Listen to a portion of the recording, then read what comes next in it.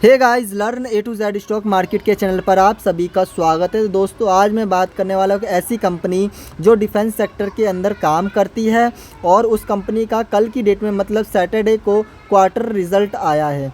तो मंडे को क्या इफ़ेक्ट देखने को मिलेगा उस कंपनी में, उस पर हम पूरा रिव्यू करेंगे, उसके क्वार्टर रिजल्ट के ऊपर बात करेंगे और शेयर के प्राइस में क्या मूवमेंट देखने को मिलेगा, हम उस सब पे फुल रिव्यू करेंगे।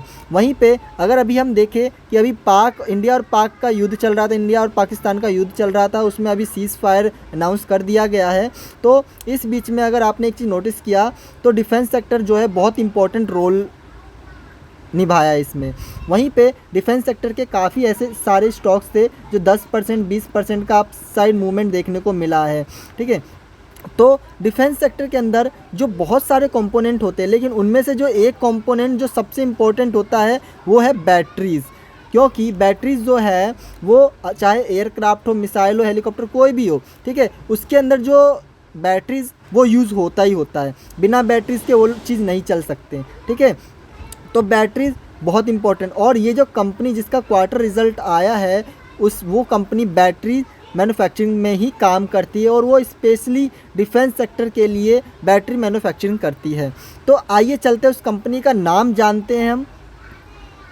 तो उस कंपनी का जो नाम है वो हाई एनर्जी बैटरीज़ करके है और इसका जो करंट प्राइस चल रहा है वो 485 रुपये चल रहा है। और लास्ट ट्रेडिंग डे में देखें तो ये करीब 1.5% का अपसाइड मूवमेंट दिखाया था इसने।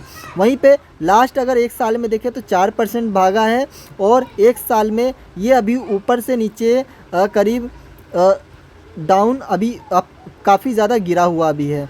वहीं पे अगर मैं लास्ट 5 साल देखें तो ये अभी 5 साल में 1000% का करीब रिटर्न निकाल कर दे चुका है। यहाँ पे अगर आप नोटिस करेंगे इसके चार्ट पैटर्न पे तो ये अभी धीरे धीरे इसका अपसाइड ही मूवमेंट चल रहा है। अगर लॉन्ग टर्म के नज़रिए से देखें तो यहाँ पे हम देखेंगे ये अपसाइड ही मूवमेंट दिखा रहा है और यहाँ पर एक अच्छा सा बॉटम क्रिएट कर चुका है, अच्छा सा बॉटम बना लिया है। यहाँ से इसके बाद कि आगे का मूवमेंट क्या होगा वो आगे देखेंगे हम इसमें कि क्या हो सकता है। ठीक है, तो चलते हैं हम पहले थोड़ा इस कंपनी के बारे में भी जान लेते हैं कंपनी करती क्या है। ठीक है, तो ये जो कंपनी है वो एयरक्राफ्ट, मिसाइल, हेलीकॉप्टर्स और कार, ट्रक्स के लिए बैटरीज मैन्युफैक्चरिंग करती है। ये जो कंपनी है करीब 60% जो रिवेन्यू जो जनरेट करती है वो नेवी और डिफेंस से कर लेती है, नेवी डिफेंस से। वहीं पे अगर मैं बात करूँ मार्केट लीडरशिप की तो ये जो कंपनी का जो मार्केट लीडरशिप है 65 से 70% मार्केट लीडरशिप ये रखती है कंपनी। तो आइए अब इसका थोड़ा फंडामेंटल्स भी देखते हैं कि फंडामेंटली किस टाइप का, फिर हम उसके क्वार्टर रिजल्ट के भी बारे में बात करेंगे। तो जल्दी से देखते हैं फंडामेंटल्स क्या है इसके। तो जो ये कंपनी का जो मार्केट कैप देखेंगे तो बहुत ही छोटी कंपनी, 431 करोड़ की, और जो स्मॉल कैप के अंदर आती है। अगर स्मॉल कैप की बात करें तो 1000 करोड़ से नीचे की जितने भी मार्केट कैप वाली कंपनी होती है वो सारे स्मॉल कैप में आते हैं। और ये जो कंपनी 500 करोड़ से भी नीचे पे है, 431 करोड़ की सिर्फ मार्केट कैप है, तो बहुत ही छोटी कंपनी हो गई है। वहीं पे इसका करंट प्राइस 480 के आसपास चल रहा है और 52 वीक हाई और लो की बात करें तो ये करीब करीब अपने लो के आसपास ही घूम रहा है। वहीं पे इसका जो ऑपरेटिंग प्रॉफिट ROCE और ROE की बात करें तो यहाँ पे आप देखेंगे कि ROCE जो है 21.8% है और ROE 16.4% है। अगर हम नॉर्मली देखें तो ये जो होता है करीब 15% नॉर्मली होना चाहिए, लेकिन एक अच्छी कंपनी के लिए, और लेकिन ये 15% से ज़्यादा है ROC ROE। तो ये बहुत अच्छी बात है कि कंपनी का ROC और ROE काफ़ी अच्छा है। वहीं पे कंपनी का जो अर्निंग पर शेयर की बात करें तो वो भी 17.1 चल रहा है, जो कि ये भी बहुत अच्छा है कंपनी के लिए, जो कंपनी एक अच्छे ग्रोथ को दिखाता है। वहीं पे जो प्रमोटर्स होल्डिंग की बात करें तो 42.9% इसमें प्रमोटर्स होल्डिंग है। और अगर मैं बात करूँ इसके करंट एसेट्स और करंट लायबिलिटीज़ की तो यहाँ पे आप देखेंगे करंट एसेट्स जो है कंपनी का बहुत अच्छा है लायबिलिटी के मुकाबले, तो कंपनी का एसेट्स अच्छा है। वहीं पे कंपनी के पास रिज़र्व भी बहुत अच्छा लेवल पे रखा हुआ है, कंपनी के पास डेप्थ भी कम है। ठीक है, और डेप्थ की तुलना में कंपनी के पास रिज़र्व बहुत अच्छा है। तो इस हिसाब से फंडामेंटली तो कंपनी मुझे काफ़ी अच्छी लग रही है। अब अगर मैं कंपनी के क्वार्टर रिज़ल्ट के ऊपर बात करूँ तो यहाँ पे आप देखेंगे हमें जो फोकस करना है कंपनी का मार्च 2025 दिसंबर 2024 और मार्च 2024, ईयर टू ईयर और क्वार्टर टू क्वार्टर दोनों कंपेयर करेंगे। तो इस कंपनी का अगर मैं सेल की बात करूं तो मार्च 2024 में 19.87 करोड़ का कंपनी का सेल था। वहीं पे अगर मैं मार्च 2025 की बात करूं तो यहाँ पे बढ़कर 36.8 करोड़ हो गया। तो कंपनी ईयर टू ईयर अच्छा खासा सेल की है कंपनी ने। वहीं पे क्वार्टर टू क्वार्टर देखे तो दिसंबर 2024 में 26.66 करोड़ का कंपनी का सेल था, लेकिन मार्च 2025 में 36.8 करोड़ का सेल हुआ है। तो कंपनी ईयर टू ईयर भी अच्छा ग्रोथ की है और क्वार्टर टू क्वार्टर भी कंपनी का सेल अच्छा खासा बढ़ा है।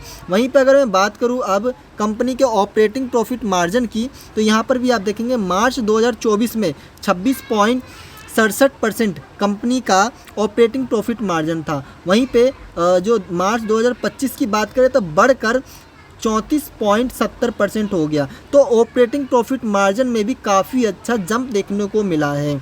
इसके अकॉर्डिंग अगर मैं क्वार्टर टू क्वार्टर देखें तो यहाँ पर भी आप देखेंगे कि दिसंबर 2024 में कंपनी का सिर्फ ऑपरेटिंग प्रॉफिट मार्जिन 4.34% था, लेकिन मार्च 2025 में ये कई गुना बढ़ा है। ठीक है, इसका ऑपरेटिंग प्रॉफिट मार्जिन 34.70% बढ़ा है। ठीक है, तो ईयर टू ईयर भी ऑपरेटिंग प्रॉफिट मार्जिन बढ़ा है और क्वार्टर टू क्वार्टर भी अच्छा खासा जंप देखने को मिला है इसके ऑपरेटिंग प्रॉफिट मार्जिन में, जिससे कि अगर मैं इसके यहाँ पे अगर मैं नेट प्रॉफिट की अब बात करूँ तो यहाँ पे आपको इसका इफेक्ट देखने को मिलेगा कि मार्च 2024 में जहाँ कंपनी का जो नेट प्रॉफिट 470 करोड़ का हुआ करता था, वहीं पे मार्च 2025 में इस क्वार्टर में कंपनी ने 10 करोड़ का प्रॉफिट किया है। देखा जाए तो ईयर टू ईयर डबल से भी ज़्यादा किया है, लेकिन क्वार्टर टू क्वार्टर देखेंगे आप कि जहाँ दिसंबर 2024 में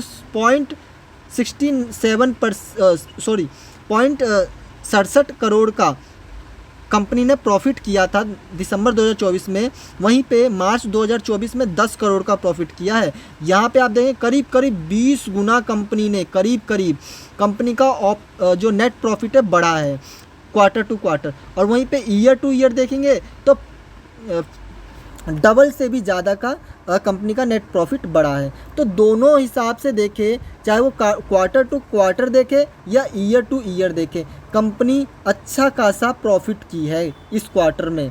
ठीक है, तो इसके अकॉर्डिंग कंपनी का जो रिज़ल्ट है बहुत शानदार आया है, बहुत ज़्यादा ही अच्छा आया है। ठीक है, अभी तक का आप देखेंगे तो कंपनी ने अभी तक का सबसे हाई रिज़ल्ट लेके आया, नेट प्रॉफिट लेके आया है। ठीक है, तो इसके अकॉर्डिंग कल की डेट में जो कंपनी का जो शेयर का प्राइस है वो अच्छा खासा मूवमेंट होना चाहिए और हो सके तो गैप अप ही खुलना चाहिए। जैसा कि अभी कंपनी का जो शेयर का प्राइस 480 रुपये के आसपास चल रहा है, तो ये जो ओपन होगा तो मुझे जो लगता है 490 से ऊपर ही ओपन होना चाहिए।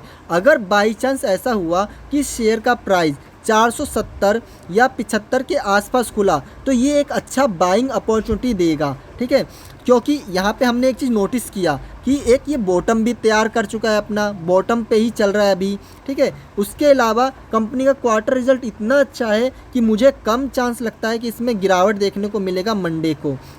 तो ये था इस कंपनी का क्वार्टर रिजल्ट और इसके बेस पे कल की डेट में इसमें एक अच्छा मूवमेंट देखना चाहिए, मुझको ऐसा लगता है। तो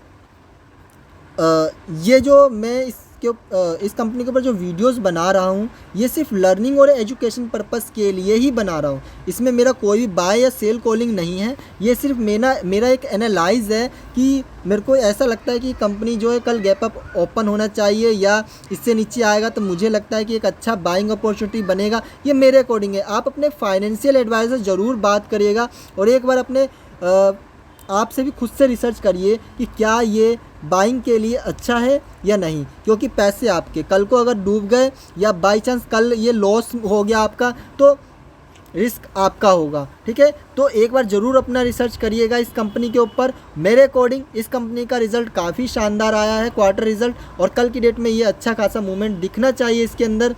ठीक है, तो मिलते हैं नेक्स्ट वीडियो में। Okay bye.